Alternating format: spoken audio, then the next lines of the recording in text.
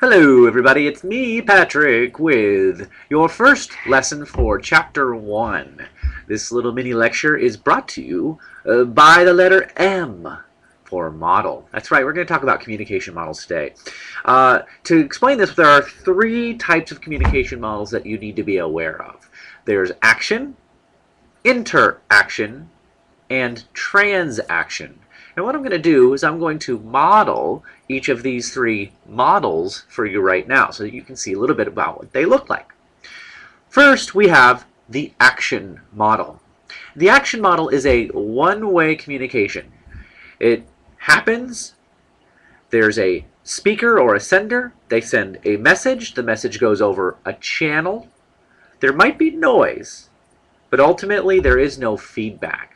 That is what makes the action model very different.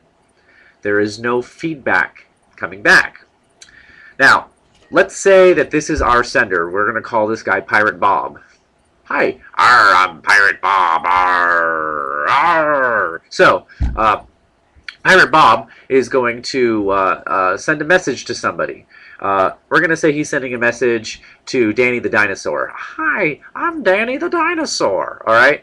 So, let's say that Pirate Bob's going to send a text message. I'm texting. Text, text, text, text, text, text, text. All right, so the text message gets sent over, but Danny the Dinosaur never gets that text message. Who knows why? Maybe there was a problem with the phone. Maybe he sent it to the wrong person. Whatever happens, there is no feedback. There is no response. That is the action model.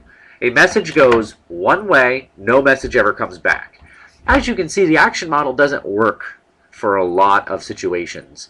And the action model really came about a long time ago, and it doesn't really apply anymore. So communication researchers over time said, wait, communication isn't a one-way street. Communication is a two-way street. So the next thing they came up with was this idea of the interaction model.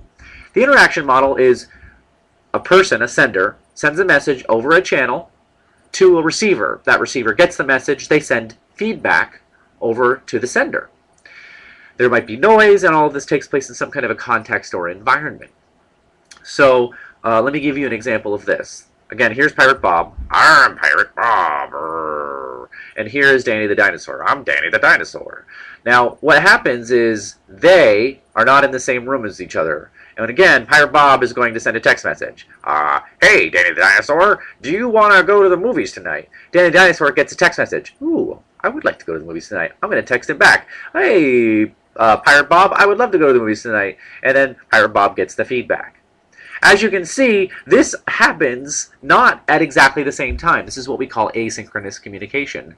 A message is sent, a message is received, and another message is sent back. That's called feedback. This is not simultaneous, though. They take turns.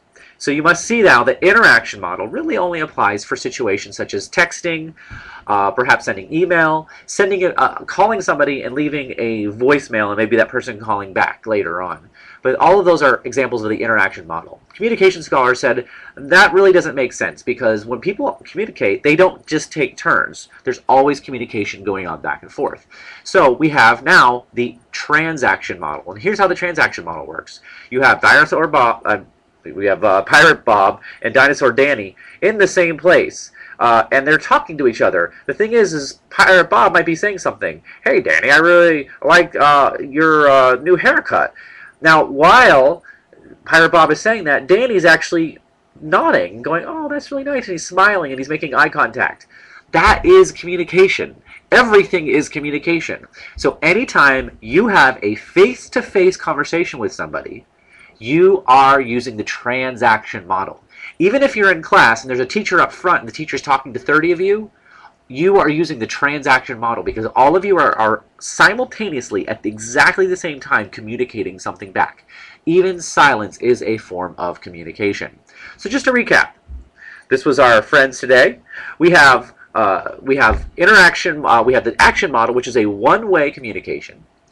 No response, no feedback. Doesn't really apply in most situations. We have the interaction model, which is a two-way communication, but they take turns, which would really only account for things like texting and emailing and things like that. And finally, we have the transaction model, which is what happens most of the time.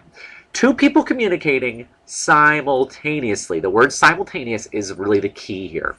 And that is all I have for you today on the 3 models of communication. Hope you enjoyed it. Hope you have a great week. Bye.